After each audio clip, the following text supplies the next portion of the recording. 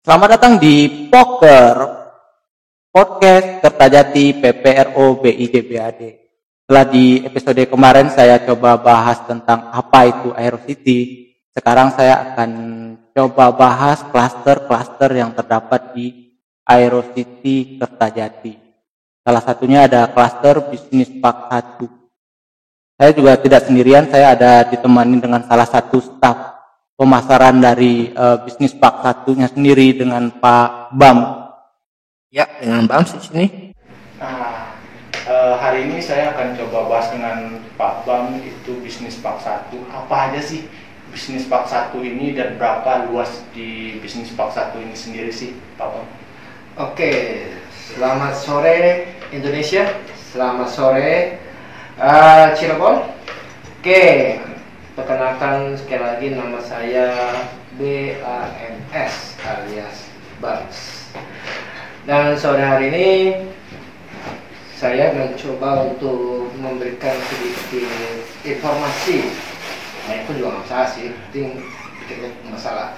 Nah, bisnis persatu ini yang di Aerocity Kertajati ini adalah salah satu lahan terbaru yang dimiliki oleh PT PP Property.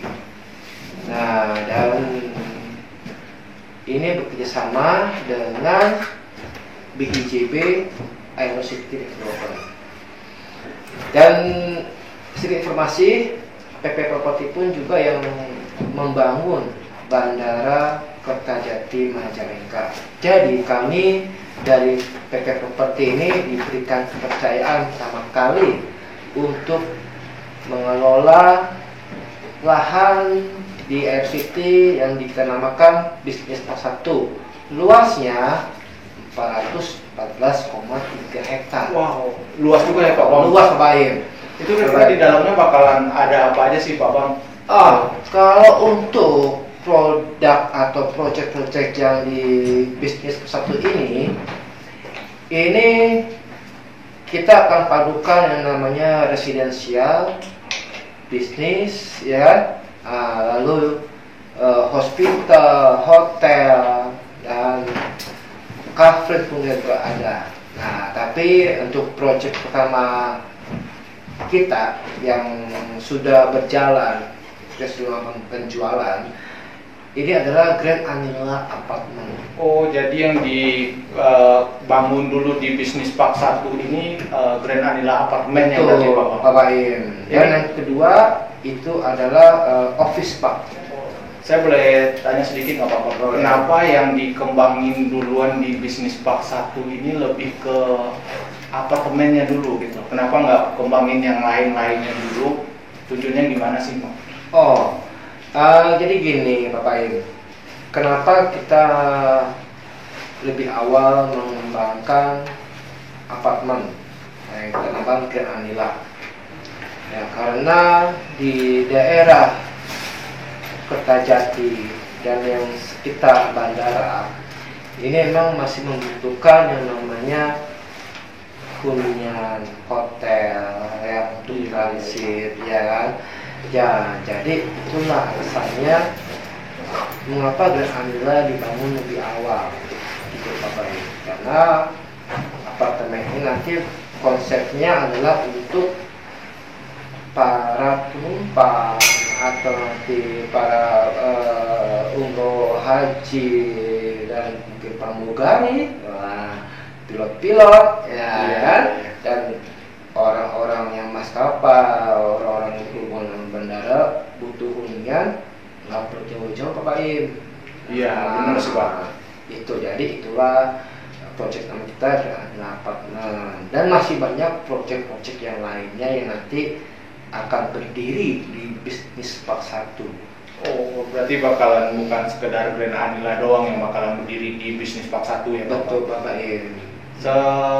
Kalau buat pangsa pasarnya nih Bapak, kenapa bangun apartemen di Kertajati? Pangsa pasarnya siapa sih? Yang kita tahu kalau dari Kertajati Majalengka sendiri nih yang saya lihat itu kalau buat tanah sama rumah mereka rata-rata masih pada gede-gede nih Bapak. Dan siapa sih pangsa pasarnya gitu loh? Ada nggak yang mau beli di sini, yang mau berinvestasi di sini? Tujuannya lebih ke buat apaan? Oh, kalau mengenai investasi properti Bapak Ibu ya, Iya. memang apartemen ini adalah pilihan kedua setelah rumah, gitu Bapak Ibu. Jadi instrumen propertinya ini berbeda dengan instrumen kalau kita membeli yang namanya landed perumahan. Ya, karena lagi fungsinya berbeda. Untuk kalau rumah memang untuk hunian bersama keluarga. Nah, dan kalau apartemen kita bermain di bisnis. Benar Bisnis. Jadi kalau namanya orang-orang masyarakat di era Kertajati, saya yakin Pak rumahnya jadi gede Pak, ya, watannya luas gitu kan. Nah lalu buat apa beli apartemen lagi? Nah itu dia bisnisnya gitu Bapak Ibu. Iya, apalagi di kawasan bandara internasional yang konsepnya juga Aerocity ya Pak Bang ya. Betul. Yang pastinya buat investasi ke depannya nggak bakalan pernah turun, apalagi nggak bakalan pernah mati gitu. Betul Bapak Ibu. Jadi memang bisnis satu ini adalah suatu solusi investasi masa depan Pak.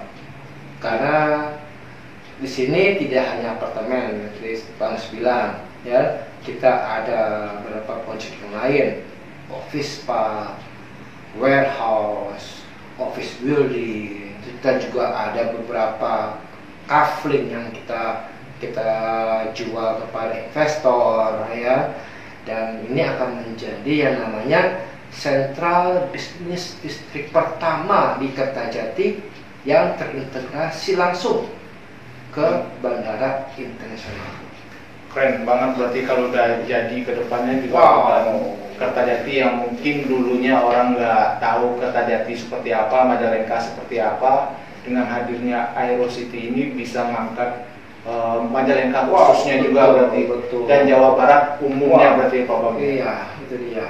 Ini properti viral di Jawa Barat sekarang ya sudah mengarah ke Kertajati. Karena apa Bapak Ibu? Karena untuk daerah Kertajati ini lahannya masih luas. Iya. Nah, dan juga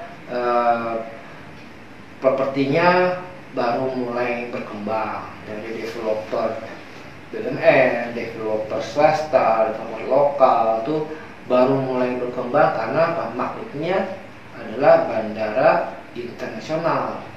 Nah, dan inilah yang dinamakan area Sunrise Property, Bapak Ibu. Oh, Sunrise Property ini kalau saya boleh tahu Wah, apa lagi nih Pak Bang? Matahari terbit, Bapak Ibu. Oh, jadi masih jam 5 pagi, jam 6 pagi gitu. Jadi masih panjang untuk masa depan tuh sangat bagus sekali investasinya. berarti sangat tepat ya kalau Tepat, jadi investasi kalau di sini. betul, tepat sekali Bapak Ibu. Baiklah Pak Bang. Berarti itu bisa dibilang juga nih kalau bisnis Park 1 ini jadi pionir juga buat klaster-klaster yang bakal ada di Aerocity ya. Betul, jantungnya Bapak Ibu ini jantungnya dari semua klaster yang ada di Aerocity Kertajati ini. Oke lah Pak Bang, kalau begitu kita udah bahas sedikit tentang Aerocity dan kawasan di dalam Aerocity ini bakalan ada apa aja bersama Pak Bang. Kita akan ketemu lagi di episode berikutnya dan bahas tentang seputaran Kertajati dan bisnis park selanjutnya. Terima kasih, bye.